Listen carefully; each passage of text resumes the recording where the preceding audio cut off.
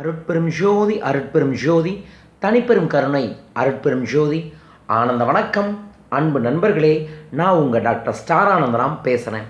நலமாக இருக்கீங்களா?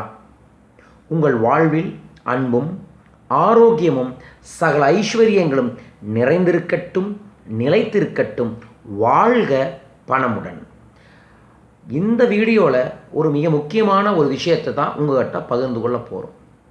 நம்ம எல்லாருமே ஒரு கோத்திரத்தின் வழிப்படி, ஒரு ரிஷியின் வழிப்படி தான் இருப்போம். நீங்கள் கோயிலில் போகும்போது உங்கள் ராசி என்ன, நட்சத்திரம் என்ன, சில இடத்துல மிக முக்கியமாக ரொம்ப தெளிவாக கேட்குறவங்க கோத்திரம் என்ன அப்படின்னு சொல்லுவோம். நம்ம சிவகோத்திரம் அப்படின்னு ஏதோ ஒரு கோத்திரம் சொல்லுவோம். ஆனால் நம்ம வழிமுறை அப்படிங்கிறது நம்ம ஒரு ரிஷிகளின் வழிமுறையில் தான் நம்மளோட இனமே வருது. ஓகேங்களா? குலதெய்வம் உள்பட அந்த ரிஷிகளின் வழிமுறைப்படி நமக்கு தெரியாட்டியும் உங்களோட முன்னோர்களை கேட்டு, உங்களோட ஜாதக ரீதியாக இருக்கக்கூடிய விஷயங்களை கேட்டு உங்களோட கோத்திரத்தை தெரிஞ்சு அர்ச்சனை செய்யும் போது கோத்திரத்தை நீங்கள் சொல்லி தான் செய்யணும் அப்படிங்கிறது மிக முக்கியம். இதில் இன்னொரு தகவலையும் பரிமாறிக்கிறேன். அர்ச்சனை என்பது அங்கே இருக்கக்கூடிய அர்ச்சகர் பண்ணுவது அல்ல. அர்ச்சனை என்பது கடவுளுக்கு நாம் செய்ய வேண்டிய ஒன்று. ஆம் நண்பர்களே, கடவுளானவர் அர்ச்சகர் மூலமாக அர்ச்சனையை செய்வதை விட கடவுளுக்கு நாம் அர்ச்சனை செய்ய வேண்டும். அர்ச்சனை என்பது என்ன? கடவுளை போற்றுவது, கடவுள் மீது அன்பு செலுத்துவது, கடவுள் மீது நன்றியை நாம் பரிமாறுவது தான் அர்ச்சனையே. அந்த அர்ச்சனையை நீங்கள் உங்களின் ராசி, நட்சத்திரம், கோத்திரம் தெரிந்து செயல்பட்டால் மிகச்சிறப்பு. கோத்திரம் என்ற வார்த்தைக்கு தமிழ் அர்த்தம் சொன்னால் பசு அல்லது எழுத்தாணி அப்படின்னு அர்த்தம். ஓகேங்களா? அந்த காலத்தில் ஒரு குடும்பத்தோட மிக முக்கியமான செல்வம் அப்படின்னாவே அது பசு தான், காமதேனு மட்டுமே. ஸோ அதனால் இந்த கோத்திரம் என்பது அந்த வழிமுறையில் வரக்கூடிய ஒரு விஷயம். ஸோ நான் இந்த கோத்திரத்தை கண்டுபிடிக்கிறதுக்கு எங்கிட்ட நிறைய பேர் கேட்டதில் நான் ஒரு மானுஷ்ய அப்படிங்கிற ஒரு சாஸ்திர விதிப்படி இருக்கக்கூடிய ஒரு தகவலை தான் இந்த வீடியோவில் பகிர்ந்து கொள்கிறேன். அதாவது ஒவ்வொரு ராசிக்கும் ஒவ்வொரு நட்சத்திரத்துக்கும் உரிய ரிஷிகள் இருக்காங்க. அந்த ரிஷிகளை நீங்கள் பயன்படுத்தி உங்களோட அர்ச்சனைகளை நீங்கள் கடவுளுக்கு சமர்ப்பிக்கலாம். ஆம் நண்பர்களே, ஒவ்வொரு நட்சத்திரத்திற்கும் குறிப்பிட்ட ரிஷிகள் இருக்கின்றார்கள்.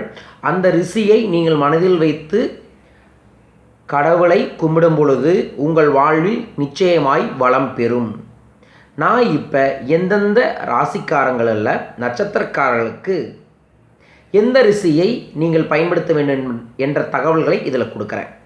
அஸ்வினி, பரணி, கார்த்திகை, ரோகிணி இவங்கெல்லாம் மரிஷி ரிஷி கோத்திரம். ஓகேங்களா? மரிஷிங்கிற ரிஷி கோத்திரத்தில் அஸ்வினி, பரணி, கார்த்திகை, ரோகிணிக்காரங்க இந்த மரிஷி ரிஷி கோத்திரத்தை தான் வழிபடணும். மிருகசீரிடம், திருவாதுரை, புனர்பூசம், பூசம் இந்த நட்சத்திரக்காரங்க அத்திரி ரிஷி கோத்திரத்தை கும்பிடணும். அத்திரி ரிஷி கோத்திரம் உங்களுது.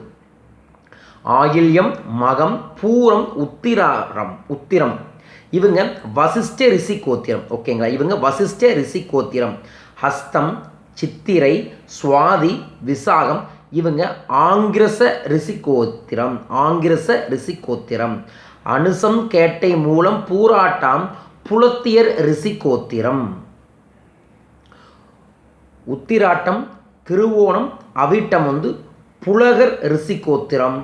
சதயம், பூரட்டாதி, உத்தரட்டாதி, ரேவதி இவங்க பிருகு ரிஷி கோத்திரம். ஓகேங்களா?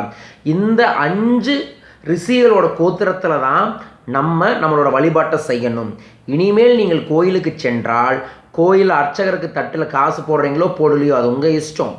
ஆனால் மனசாரையோ வாயை திறந்தோ அங்கே இருக்கக்கூடிய தெய்வத்தை நீங்கள் அர்ச்சிக்க வேண்டும். அப்போது உங்கள் ராசி, உங்கள் நட்சத்திரம், உங்களோட கோத்திரத்தை தெரிந்து அர்ச்சனை செய்தீர்கள் என்றால் உங்களுக்கு அந்த கோயில் இருக்கக்கூடிய வைப்ரேஷனை நீங்கள் உணர முடியும். அந்த இடத்துல ஒரு கனெக்ஷனை ஏற்படுத்த முடியும். எப்படி உங்களுக்கும் எனக்கும் ஒரு செல்ஃபோன் நம்பர் இருக்குது. அந்த நம்பர் அடித்தா தான் என்ன நீங்கள் தொடர்பு கொள்ள முடியும். உங்கள் நம்பர் அடித்தா தான் நான் உங்களை தொடர்பு கொள்ள முடியும். அதுபோலத்தான் நீங்கள் இந்த ரிஷி கோத்திரத்தின் வழியாக உங்களோட தெய்வ வழிபாட்டை செய்தீர்கள் என்றால் அந்த தெய்வ வழிபாட்டு காரிய சித்தி கூடும். ஆகவே அன்பு நண்பர்களே, இந்த ரிஷி கோத்திரத்தை தெரிந்து கொண்டு இனிமேல் கோயில் செல்லும் போது இந்த முறையில் உங்கள் அர்ச்சனையை செய்யுங்கள். உங்கள் வாழ்வில் நிச்சயமாய் வளம் பெறும். இன்னும் தெளிவாக இந்த எந்தெந்த நட்சத்திரக்காரங்களுக்கு என்ன ரிஷி கோத்திரங்கிறது நான் கீழே டிஸ்கிரிப்ஷன் பாக்ஸில் போட்டிருக்கேன். அதை பார்த்து நீங்கள் தெரிந்து கொள்ளுங்கள். வேறு ஏதாவது டவுட் இருந்தாலும் கீழே கமெண்ட்ஸில் சொல்லுங்கள்.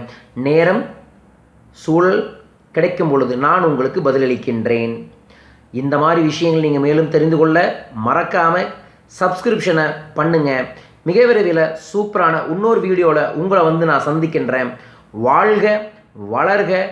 நன்றி. உங்களுக்கு சகல ஐஸ்வர்யங்களும் பெருகட்டும்.